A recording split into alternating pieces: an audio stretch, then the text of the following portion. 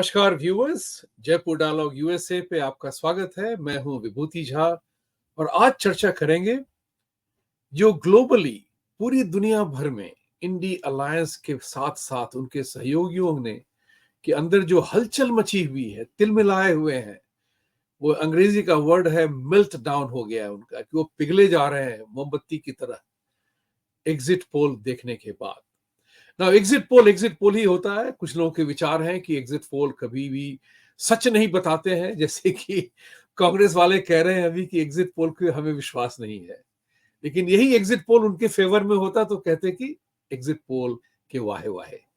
Anyway, बात यह है कि इसके पहले शुरू करें, आपसे रिक्वेस्ट करेंगे please like, subscribe, support our channel और अपने फीडबैक देते रहें। सपोर्ट भी करें फाइनेंशियली और अदरवाइज। आपकी आवाज बहुत इंपॉर्टेंट है।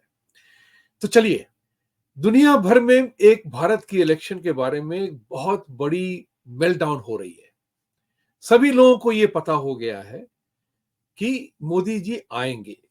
कितने नंबर से वो तो कल पता चल ही जाएगा। इस वक्त तक हम नंबरों की गिनती करते रहेंगे, कौन हारा कौन जीता। लेकिन अभी आज चर्चा करेंगे इस बात पे कि दुनिया कैसे रिएक्ट कर रही है। तो एक बात कहना चाहता हूं, आजकल की दुनिया में प्रेडिक्शन और बहुत महत्वपूर्ण हो गया है। तो इसी प्रोग्राम में संजय जी के साथ 2020 में हमने ये कहा था कि जो टूल किट ऑपरेटर हैं वो 2024 में मोदी जी को हराने के लिए, हिंदुओं को मिटाने के लिए वो जो कारवां है वो चलेगा और पहुंचेगा। उसके लिए एक बहुत बड़ी अलायंस बनी थी। जो एलिटिस्ट होते हैं ना, ग्लोबल एलिट जो होते हैं, जो अपने आप को कहते हैं कि सर्वोपरि समझते हैं, उनका ये विचार था कि भारत को निकलना चाहिए, मोदी को निकलना चाहिए, हिंदुओं को जाना चाहिए। और उन्होंने इस्लामिस्ट, सोशलिस्ट और मार्क्सिस्ट को चुना था अपने अपने लड़ने के सोल्जर्स की तरह से, उनके सिपाही बनाए थे। इन तीनों ही ग्रुप का जो अनहोली अलायंस था, उन्होंने ये देखा था कि हिंदू हमारा कॉमन एनिमी है। इन तीनों ही ग्रुप में आपस में नफरत करते हैं तीनों, लेकिन एक कॉमन एनिमी हिंदू के कारण वो इकट्ठे आ गए थे। तो आज 4 सालों में आपने देखा हुआ है कि ये किस तरह से भारत पे प्रहार करते आ रहे हैं। इसमें आप खालिस्तानी पन्नून का भी नाम ऐड कर सकते हैं, जिन्होंने धमकी दी है कि 6 जून को पंजाब में पूरा बंद हो, नहीं तो वो बंद गोली से, बंदूकों से लेकर के हिंदुओं को मारेंगे। ये आज की बात है, अभी की बात है।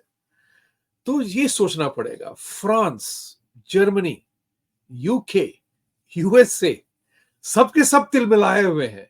इस बात को मानते हैं कि मोदी के टक्कर में अभी दुनिया में कोई लीडर नहीं है। वो इस बात को मान चुके हैं कि मोदी से हमें डील करना है।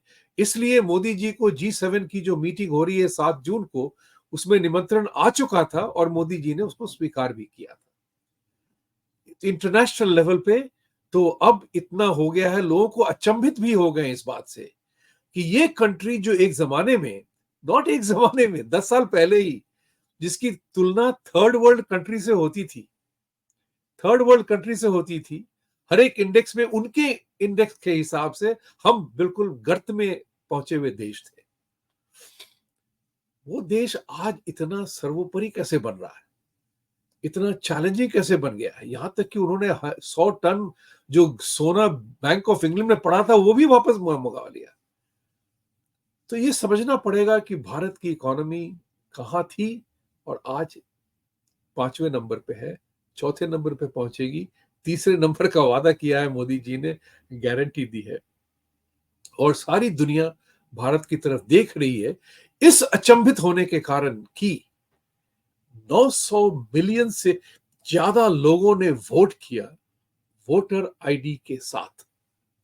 तो जब मेरे अमेरिकन दोस्त यहां सवाल पूछते हैं नाम से कि तुम्हारे ये ऐसे 970 मिलियन वोटर्स को आईडी दिया, मैंने कहा कि हाँ, इलेक्शन कमीशन ने सबको वोटर आईडी दी है। तो वो कहते हैं कि हमारे यहां क्यों नहीं होता है। तो मैंने कहा पूछो। मैंने अपना बर्ताव बदला है। पहले था कि हम हिंदू लोग जो होते हैं ना, इंडियंस जो होते हैं, बड़ा एक्सप्लेनेशन देने लगते हैं, और हम ऐसे हैं क्योंकि हम ऐसे करते हैं क्योंकि। अब मैं वो सवाल नहीं करता हूं, मैं एक्सप्लेनेशन नहीं देता हूं, मैं अपॉलॉजी नहीं देता हूं, मैं सिर्फ सवाल पूछता हूं।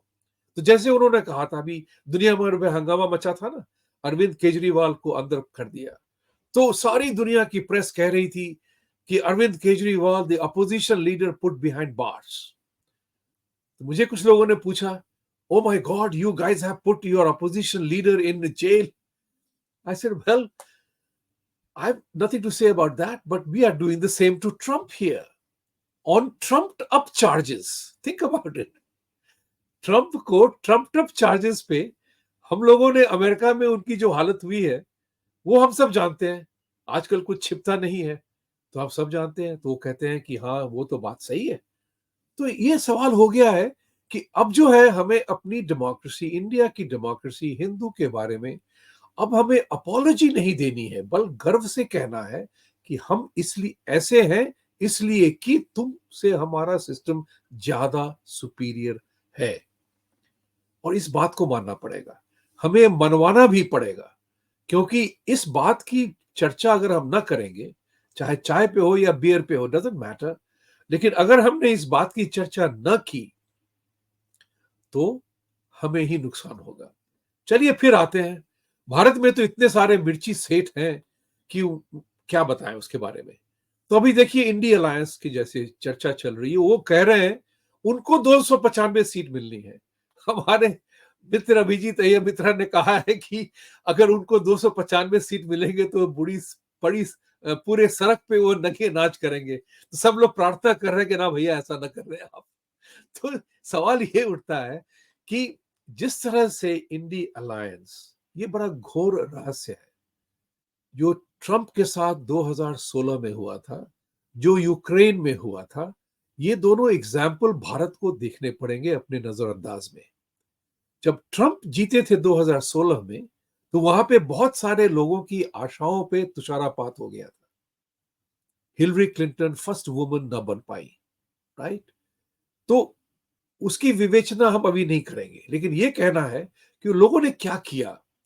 Not my president, rigged election, Russian collusion, ये जो है सारा का सारा जो ही दारोमदार है, वो है उसी ग्रुप का है, the unholy alliance of leftist Islamist and the megalomaniac billionaires elitist, उन्हीं का था। आज सबको पता चल गया है कि वो क्या हुआ था। देखिए, वेस्ट में बड़ा संगीन तरीके से वो शब्दों का उपयोग करते हैं। एक उदाहरण देता हूं मैं आपको।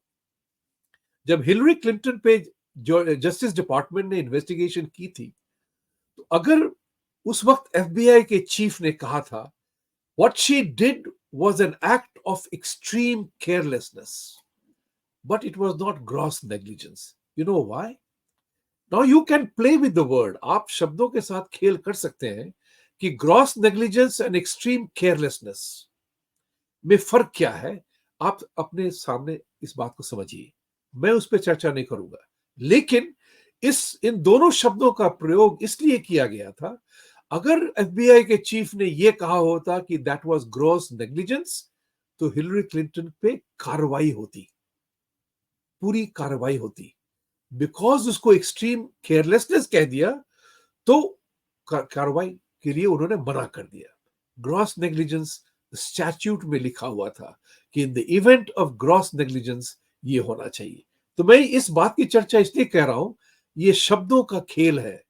जैसे कि यहां पे हुआ था बाइडेन के बारे में, उनके सारे डॉक्यूमेंट्स की जो इंस्पेक्शन हुई थी, तो एफबीआई जस्टिस डिपार्टमेंट के ऑफिशियल ने ये कहा कि I do not recommend any action because mister Biden is old and he is not thinking straight, right?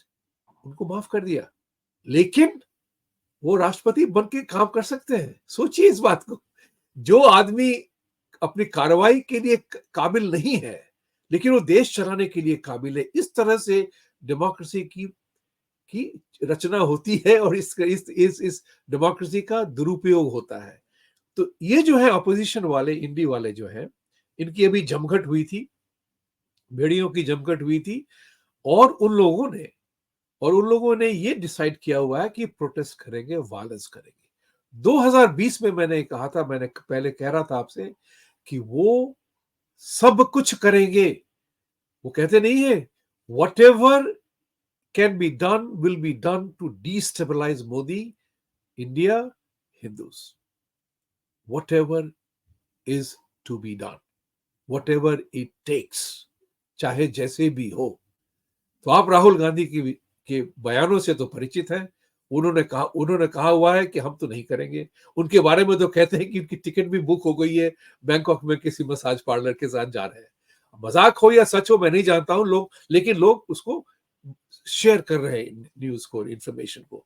मैं ये कहना चाहता हूं, जिस तरह से स्टालिन ने कहा था कि हिंदुत्व को कॉकरोच की तरह मारना है, तो जिस तरह से इंडी अलायंस लगी हुई है कि इस वोटिंग को नकारा जाए, उसी हिसाब से आप जैसे यूक्रेन में हुआ था, वो इलेक्शन के पीछे सारे, वो छोटा देश था रिलेटिवली स्पीकिंग, तो वहां पे पूरा उन लोगों ने ऑरेंज रेवोल्यूशन कर दी और वहां पे सरकार बदली गई। तो ये जो है पूरा का पूरा जो टूल किट है, वो ये है कि इस इलेक्शन को निगेट किया जाए। Not my president, not my prime minister, not voting irregularity, EVM बेकार था, इन सब चीजों को लेकर के वो हंगामे मचाएंगे। यहां तक कि अखिलेश यादव ने ये कहा है कि बलिदान देना पड़ेगा। ये धमकियां जो निकल रही हैं बाहर, इसके बारे में उन सबों को पता है कि क्या क्या होने वाला है। ये जो है, ये भारत को तोड़ने वाले जो ग्रुप हैं वो लगे हुए हैं, सारा का सारा। यहां तक कि फ्रांस में देखिए ना, वहां के बड़ा इंटरेस्टिंग सा है। एक तरफ ऑफिशियली कहते हैं कि France is all with India, दूसरी तरफ फ्रेंच मीडिया ऐसी है जिसके, जहां पे दो चार लोग हैं, नाम नहीं लेना चाहता उनको, जो कि अपना न्यूज़पेपर इंडियन एक्सप्रेस, भारत का न्यूज़पेपर इंडियन एक्सप्रेस, भारत विरोधी लोगों को आवाज देता है स्वाधीनता, फ्रीडम ऑफ स्पीच के नाम पे। सोचिए इस बात को, जो लोग फ्रीडम ऑफ स्पीच का अब्यूज करते हैं, उनके साथ क्या किया जाए, ये सोचना पड़ेगा। बस मैं इतनी ही बात कहूंगा कि कल इलेक्शन का रिजल्ट आएगा, कल हम फिर इसके बारे में चर्चा करेंगे कि कैसा रहा। मेरी तो इच्छा है कि हम जानते हैं कि बस मैं हमेशा से कहता रहा हूं, 272 जीतने के लिए चाहिए, वो आप जीते, उसके अलावा बाकी सब मलाई है, ऊपर का मामला है। so much the better, bigger the victory the better it is, but for the moment 272 मेरे लिए काफी है, जिससे कि हम दुश्मन को, अपोजिशन को ट्रॉफी ना उसको हाथ लगने दें। इसके बाद सारा मामला सुलझ जाएगा। तीसरी बार जो है ना ये इलेक्शन, वो सब तिलमिलाए हुए हैं, इसलिए कि उन लोगों की आमदनी खत्म हो गई है ना भाई। आप सोचिए इस बात को, यूपीए के जितने लोग थे, सबके सब करप्शन की चार्जेस में फंसे हुए हैं। 2G 3G 4G 5G जहां देख ले आप, हर जी में राहुल जी, सोनिया जी, हर लोग करप्शन की चार्ज में फंसे हैं। यहां की अरविंद केजरीवाल भी, इनकी आमदनी खत्म हो गई है 10 सालों में। इनको पता है कि अगले 5 साल अगर फिर आमदनी चलेगी तो पैसे न रहेंगे लड़ने के लिए। तो ये अपने आप को निर्वस्त्र, निर्बल पा रहे हैं, होते देख रहे हैं। तो ये डरे हुए हैं लोग। जो डरा हुआ इंसान होता है, उसके लिए फिर डेस्परेशन हो जाती है कि कुछ भी करो, कुछ भी करो। इस चीज के लिए भारत के हर एक नागरिक को श्री राम की तरह धनुष्वान लेकर चलना पड़ेगा, और तभी जो दुश्मन हैं उनकी आवाज बंद होगी, उनकी उनकी जो हरकतें बंद होगी। बस इन्हीं शब्दों के साथ, जो दुश्मन दुनिया भर में चिल्लाए हुए तिल मिला रहे हैं, उनको तिल मिलाने दीजिए। कल और भी आनंद आएगा। बस सत्यमेव जयते, सत्य को जिताने के लिए आपको और हमें सत्य के लिए खड़ा होना पड़ेगा। Please like, subscribe, support our channel, and let's get going. धन्यवाद।